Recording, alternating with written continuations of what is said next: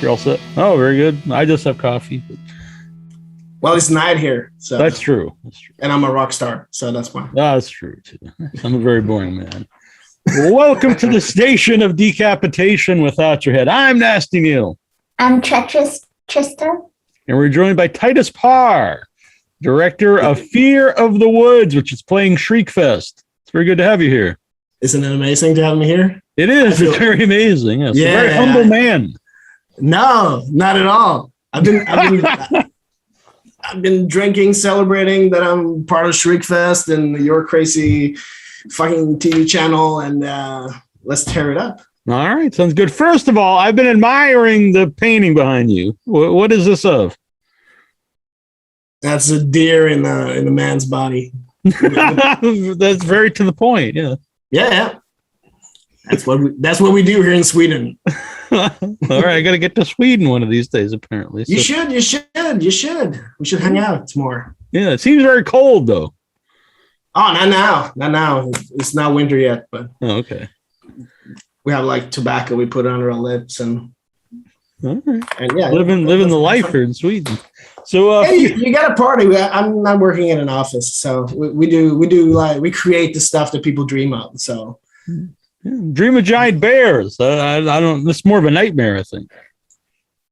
Well, I'm always happy when I have that nightmare about the bear. It's been with me from since I was like 6, and I saw this anime called Silver Fang.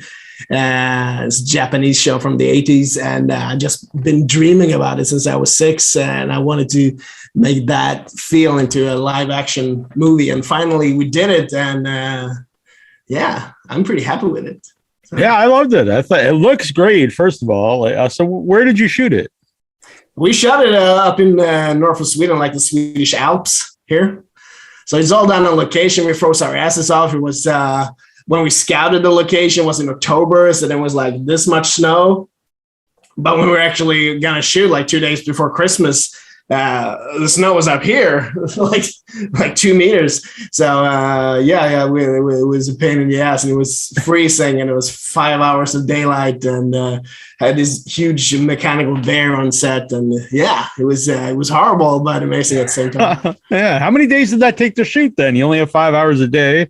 We actually shot the whole thing in 3 days. So we only spent like 15 hours on this. So we really had to shoot what we had to shoot. You know, it wasn't like I can't do 5 takes out of this. It's got to be like in the first or second take. And yeah, having a mechanical bear, having Hollywood legend Vernon Wells, who's 74, walking around. It wasn't like we were in the village. We were up on a fucking mountain, so we had to go there with scooters and snowmobiles and stuff. So yeah, it's great. Yeah, I'm a big fan of Vernon Wells as an actor and as a person. I hung out with him at a convention once. Vernon Vernon Wells, we love you. I'm gonna show this name later. Very good. Yeah, he's been on the show many times. Big fan. So, you mentioned he's 74, but he's a very manly man. So, but how did the cold affect him? Well, to begin with, he's doing some pretty big stunts in this one. So yeah, I noticed it says at the end all the stunts are done by the actors. Yeah, and before that, we know each other from a few years back, and we worked on my Steven Seagal movie that I directed. But so I'm like, yeah, he's getting like 60. He's closing into 74. So I better ask him if he wants a stunt guy. And he said, well, I only do it if I can have my wheelchair. What the fuck do you think? I'm an action star from the fucking 80s. I do all my own stunts. So yeah, he's a legend for sure. Yeah, that's love doing. Does the cold affect the bear, the mechanical bear? We were pretty lucky, I would say, because, as much as could have gone wrong, a lot of things didn't. So, the bear could have broken down and everything. He just passed out once. It's a guy in a suit with a mechanical bear head, so he's like running on crutches and stuff. And he face planted once and got the metal part between his eyes. So while he was running. So the bear was like dead in the snow for a while. And the funny thing, the guy in the suit has a really like high pitched voice. was like, you okay there, bear? I was like, yeah, I'm fine. It's okay. Yeah. I hope he's all right. We had a lot of fun. To laugh at the man. No, we had a lot of fun, but yeah, it was extremely hard shoot. So if you want to have a simple life, make movies in studios and stuff. But if you want to make really hardcore stuff and get the real feel of locations that I love, I don't know why I do this to myself. I hate shooting in snow, but I just love watching it. So it's all worth it at the end. No, it does look great. And Vernon Wells is perfect casting. I wrote the part for him. So I'm very glad he wanted to join us out in the snow. And it wasn't like he was taking a trip down to the village where he lives and stuff. He had to flow across the world and drive with my producer, Fia Hammarström, for like 8 hours. They almost died on the way because they almost hit a moose. Oh, wow. Yeah. So, yeah, he was happy. He was happy to make it. And moose are very dangerous if people don't know. They kill more people than sharks every year. Yeah, I mean, they're dangerous if you hit them with a car because they're so big. So they just attack you. But yeah. Yeah, I bet we were Vikings, so we just scare them off with the like and stuff. So that's how you scare a moose. All right, I'll keep that in mind. I don't know, but don't hit them with a car because they take the top clean off. Oh yeah, I don't plan on hitting anything with a car. But yeah. But Vernon's also a good guy, by the way. Just a shout out to him because he keeps a bunch of wolves and dogs. Because people will they will get wolves thinking they make great pets or like a hybrid wolf dog, and if you don't know what you're doing, they don't make great pets, and then they get rid of them. And he actually takes them in and has a whole bunch on his property. So I know. I celebrated Thanksgiving at his place once, and he had like baby wolves running around, which was not what you see around a turkey usually, but yeah, that was amazing. I'm like, yeah, I guess I'm in Hollywood and all these crazy people. Yeah. Trista, do you have a question? Can you talk a little bit about Paar Productions and what you specialize in? Paar Production is my company. I'm Titus Paar, so it's been my labor of love. And basically, what we do is that we create stuff from the ground up, and that it has a big life of its own. We own our own IPs, and so what we do is with this short, for example, the reason why we made it is to start off to make a really cool short that we can put out to festivals and get fans, but then we also want to build it into a feature. So that's how we grow a fan base and build momentum and show what we want to do. Because basically what I want to create is stuff that I want to see that doesn't exist. So as a fan, I'm always going for the stuff that's not available in the market. So then it's hard to sell if you don't show what you want to do, basically. So that's our approach. So we have a big lineup of movies coming up, hopefully, if the movie gods are kind to us. So Fear of the Woods is the idea, like you want to expand this and make more, what would it be, a feature film, or would it be like more installments, like a series? No, I want to make it into a feature, and that's what we are working on now. Actually, I can't talk too much about that, but we're pretty deep into it at the moment. But I don't want to jinx it. Yeah, of course. Because we were gonna do it, but then something happened and the world shut down for a little while. Mm-hmm. So yeah, we were pretty close, and we had some cool people attached and stuff. But we're regrouping, and hopefully we can hit the snow next winter. Very good. Yeah, and it's an amazing bear. Who, you said it's a guy in a suit, mechanical head. Who actually designs the bear? That's a creature workshop in Gothenburg, Sweden, called Fix Us. And those guys are just amazing. They're Silver Fang fans like me. And I don't know if that show ever made it to the US because it was too gory. It's a child show. Really, yeah.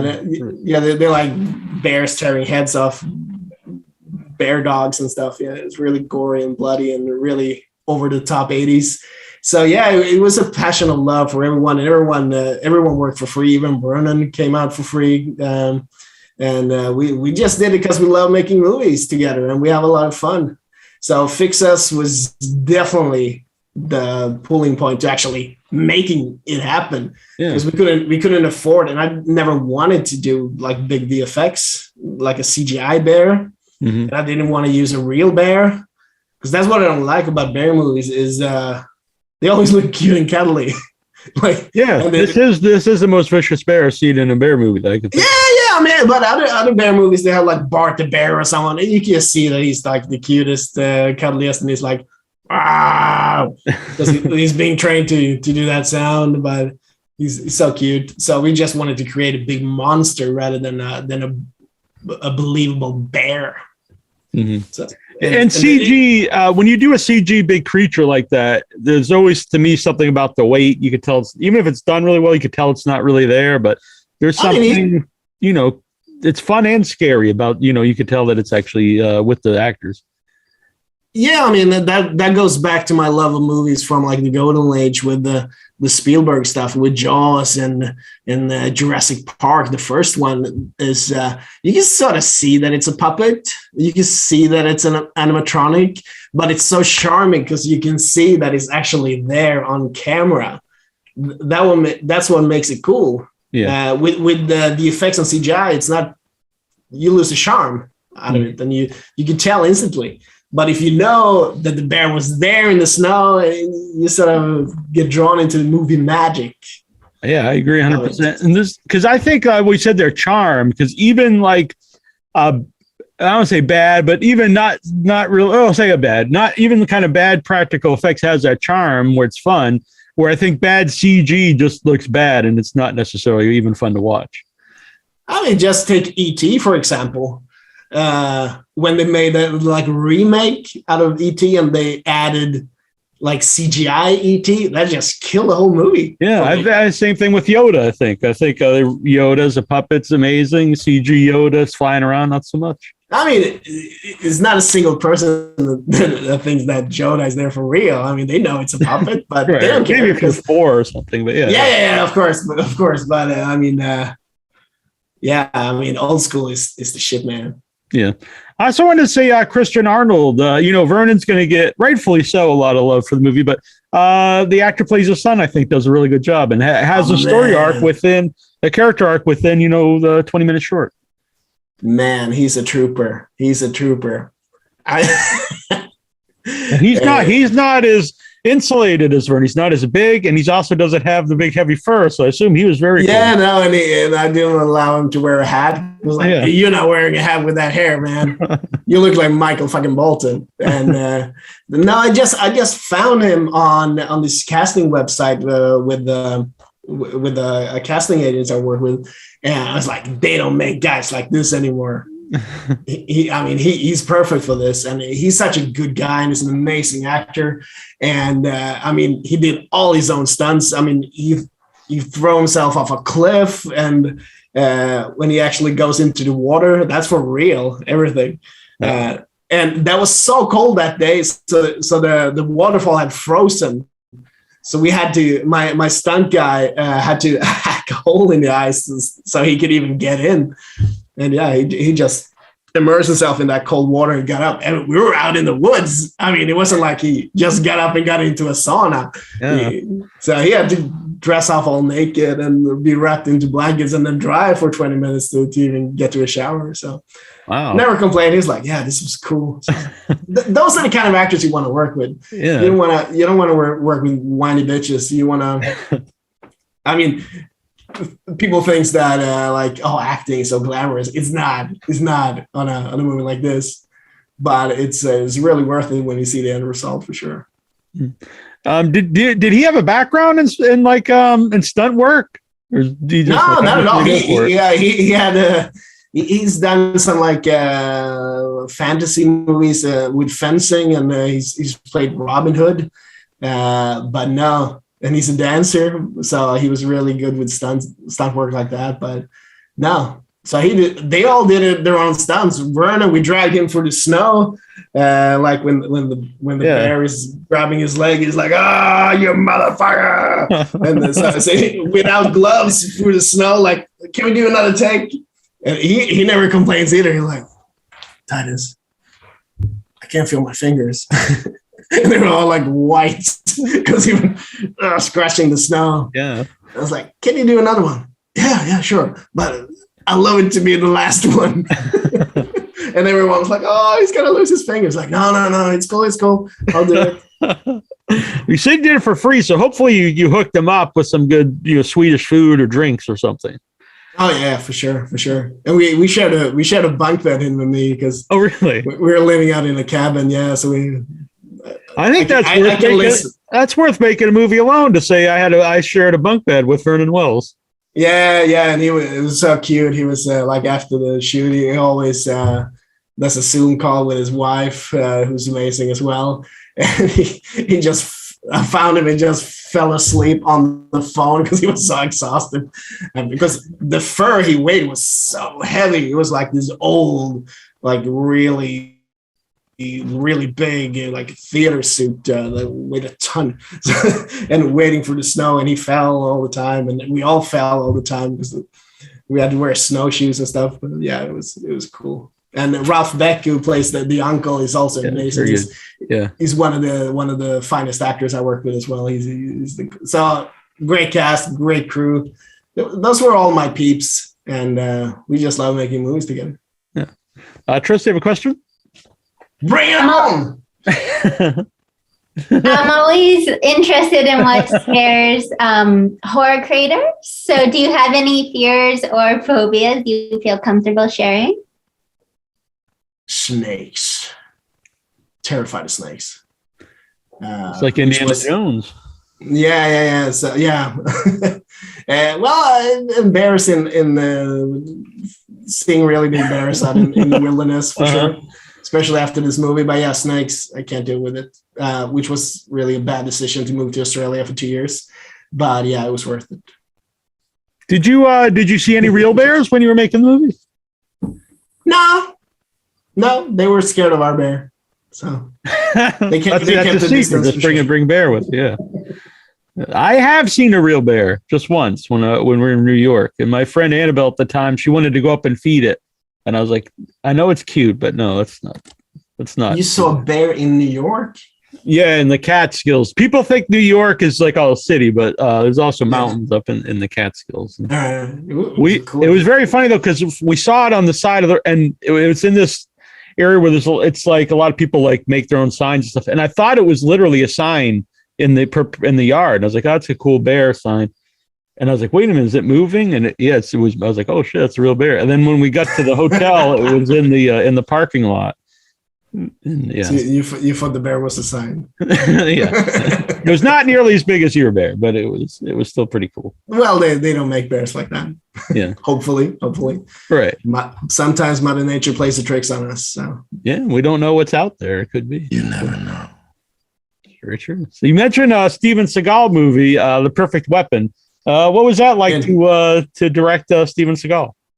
Well, that was the complete opposite of this experience, where we were like a big loving family, and we made movies for no money really, and it was a labor of love. That was more like I got drafted as a director, and just thought, yeah, this script is really silly. So I asked them, can I do whatever I want with this? They're like, yeah, Titus, do it. That's what we want you.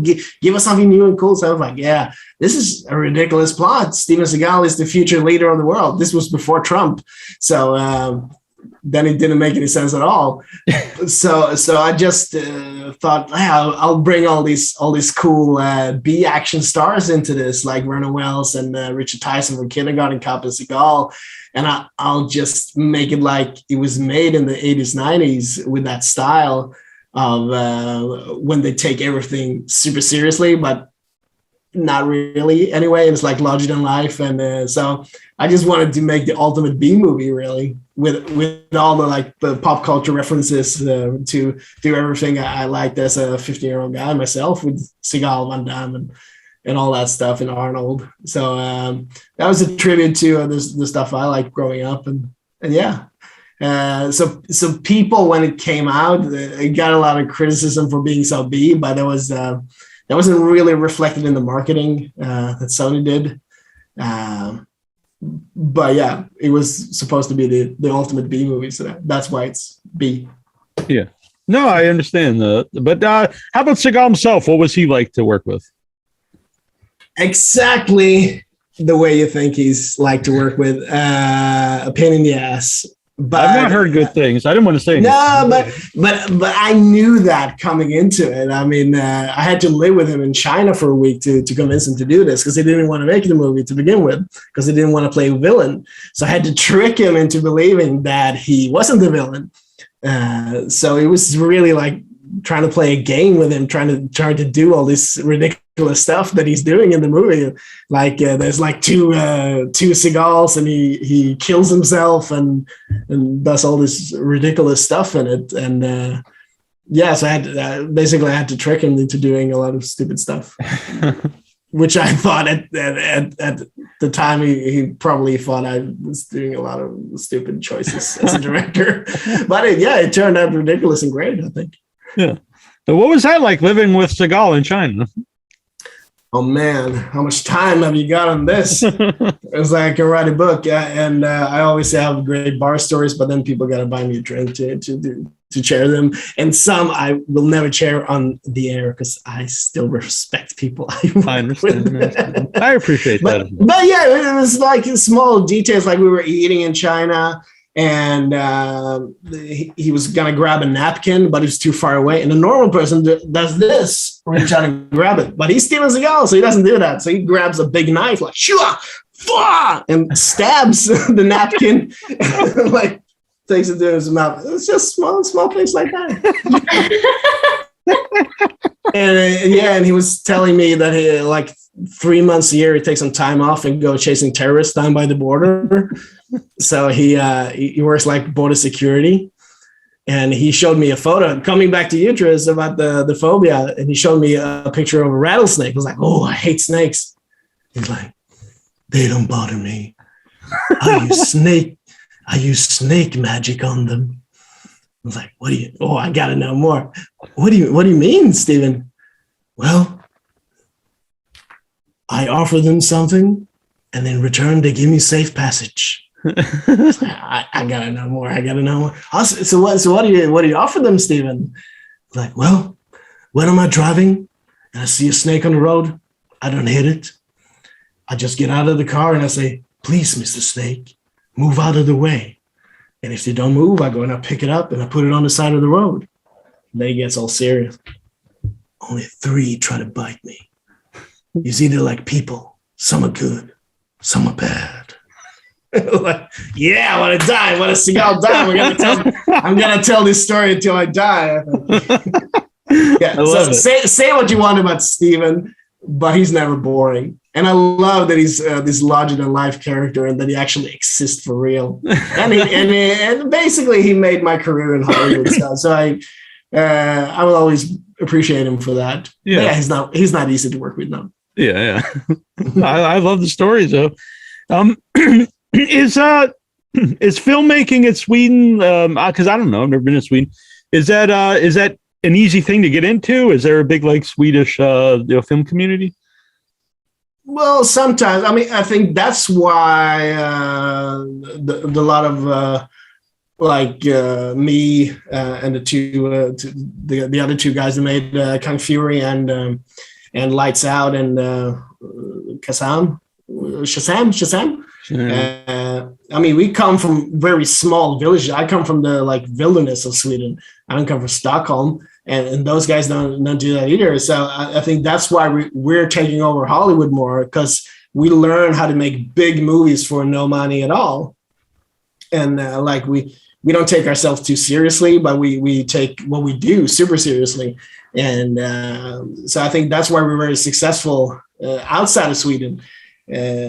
But not necessarily in Sweden, because that's a totally different system. So what I do here is that I stay off the grid, and I just do guerrilla stuff with the people I love to work with, and I can do whatever the fuck I want. Basically, when no one tells me no, I don't have 7 producers trying to tell me to be more like that movie or be more like this movie. Don't use this, blah blah blah blah. Don't do that choice. So I can do whatever I want, and when I get to do what I want, you get Fear of the Woods, you get Legend of Dark Rider, and those kind of movies. Oh yeah, you want to talk about Legend of Dark Rider, because that was very cool too, and I'm a big fan. I grew up playing D&D and stuff, so I like the fantasy. No, that was the same thing with that. That was just a mishmash of everything I love, from like Scandinavian black metal music videos, and By the way, the song at the end is great. Yeah. yeah, that was me singing. Oh, it is really very cool. Yeah, I have a niche that I do a song for most of my movies, which I think is fun. Yeah, that's awesome. But yeah, that was like my take on what I think fantasy could be. And that was before Game of Thrones and that came out. So, oh, really? So, yeah, that was just my vision, that you could do more like black metal-ish horror with anime elements like Berserk and those kind of shows with the old Conan. And, because when I grew up, the sword and sorcery movies, you had Excalibur, which I love, and the original Conan.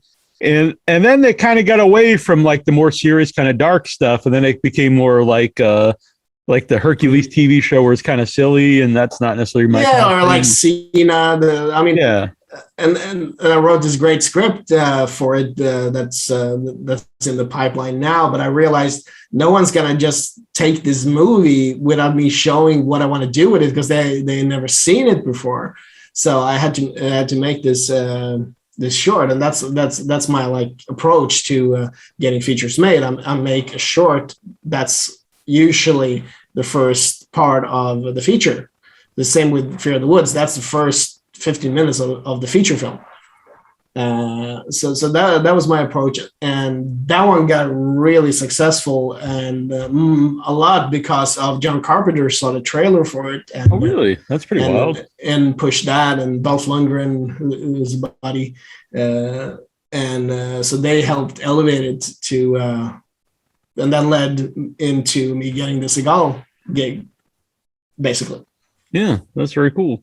So, have you watched Fear of the Woods in a theater with an audience before? No, I haven't, because it all shut down while we were gonna screen it. But we're gonna screen it at Shriekfest. It's been in the States a lot in big festivals, and we won 18 awards so far. Oh, nice. So it's been going really good. It was like 8 best films, and I won the 3 best director and stuff. So, but I haven't been able to go to any of this festival, which kills me, because that would be great, and I would love to be at Shriekfest. But I'm sending Vernon and nice. his lovely wife, so hopefully he'll tear it up and say something really stupid about me. It's a very cinematic movie, so short. So I can imagine in the theater, the snow I think will look very cool in a big theater on the big screen, and the sounds really work. So I can envision that being a very great. Yeah, and the DP Marcus Moeller did such a good job with the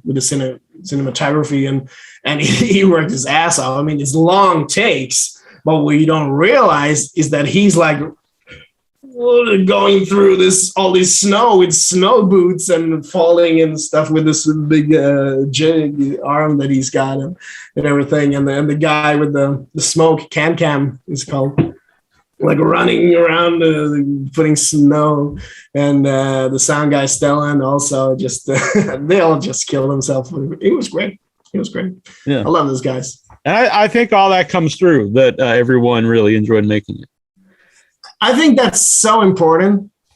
If it's not entertaining, making entertainment, you shouldn't do it, because it rarely ends up being great. But if you really love what you do, and it's not about your ego, it's about making something really good together. I mean, that's filmmaking for me. That's my film school. And yeah, that's the only way I know how to do it. When it becomes like business and it becomes all that other bullshit, then it becomes something else. When you're there to get a paycheck, then it's no love. You gotta have the love for it. Otherwise, you don't get the movie magic. You just get a part of it. Yeah, and it's very evident that you love making this, so it's very exciting. I live for this shit, man. If I'm not making movies, I'll die. I gotta tell my stories. Trista, you have another question? Besides the love of your craft, do you have any other tangible advice for aspiring filmmakers? Oh yeah, for sure. I mean, now there's no boundaries anymore. When I started out, there was these like VHS cameras that looked like shit, and you had to rent them, and it was really hard editing and all that. But now you can do everything with your phone. So it's more about, are you lazy or not, and invest in good sound, because you already have the craft in your mobile. And if you want to upgrade, all the cameras are good nowadays, so you can make a feature film with no money if you just learn how to be a really good storyteller and try to figure out what you're good at, what your strength is. I made my first feature film when I was 15. Oh, wow. and I became the youngest in Scandinavian history to make a feature film then. And I didn't know what to do, but I discovered my strength was I made a Western movie, which is like they've done like 2 in Sweden before, and it's shit. It's horrible. But there was some emotional scenes, like when we had the opening. When I was 15, I just looked over the theater, and there was half of the audience in these emotional scenes were crying, and I was like, oh. It was like discovering your super strength. Like, okay, I can move people. So that's my strength. But I still have a lot to learn about how to make it look good and how to work with the actors and sound and all that stuff. But now I know what I can do, and just try to build on that and just keep making movies. Because your first movies are gonna be not that great. But the next one's got to be a little bit better. You're not going to make your masterpiece on your first try. And the sooner you start, the better. And my biggest advice is finish the movie, because there's so many movies that die in post because people get lazy, or they don't know what to do, or it didn't turn out the way you want it to be. Newsflash, movies never turn out the way you want it to be. Nothing in life turns out the way you imagine it. I mean, if you think about it. So just keep getting better for the next one, and release the movie somehow. Because if you let it die in post, none of these people want to work with you the next time.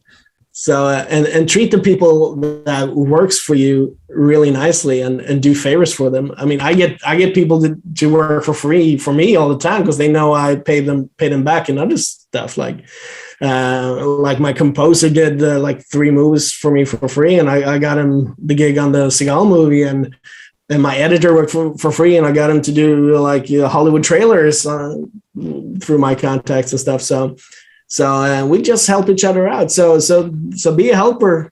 Don't let people use you, and don't use people. Just be a cool guy or girl. And that's the only way to do it. Just be a cool cat and keep making cool stuff and make friends. And that's all you need, man. I think that's good advice, honestly, for just about everything in life. Is don't be a good guy, hopefully hoping to get something out of it. But if you are, a good person, karma's real. It does tend to pay back down the road. I mean, people don't want to work with assholes. Right. Simple as that. I mean, like Seagal, he had it all, and he blew it because he was an asshole, basically. So, and you could look at a lot of people throughout Hollywood. And people wonder, why was this guy so big or this girl so big? And then, they don't do anything anymore. And a lot of it is that. It's once they stop making hit movies, and if they were not good to be around, then people don't want to hire them. And then you'll see other people who you will see like get chance after chance. And it's probably because they were a good person. And maybe they stop making big hits, but people like them. So like they want to continue to work with them and give them another shot. Yeah, that's so important. And that's why people come back and want to work with me, because they know maybe they don't make a lot of money out of this one that we're doing, probably lose money. I mean, people pay for their trips and stuff on my movies, so they lose money working with me, but they know they have a good time, and they know I'm going to sit in interviews like this and talk about them and all that. So it's not about money. It's about creating that's so great about movies. Like you capture a moment in time that lasts a long time, maybe forever, and that's the magic of filmmaking. I mean, Vernon is pretty old. I mean, in 20-30 years he's not gonna be around, but he'll always be around in his movies, and same with all of us. Other people that don't work with our medium get forgotten a lot easier than us. And if Vernon hears this, he hears you calling him old, he's gonna. Well, you're pretty old, Vernon. Just live with it, man. I still love you. I love old people. Yeah, he could beat me up, no problem. But I guess that's not really a big praise.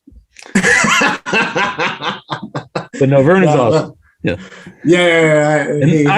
I really looking forward to seeing more of your work because I really enjoyed watching this, and it's I'm actually in post. Big Bear movie.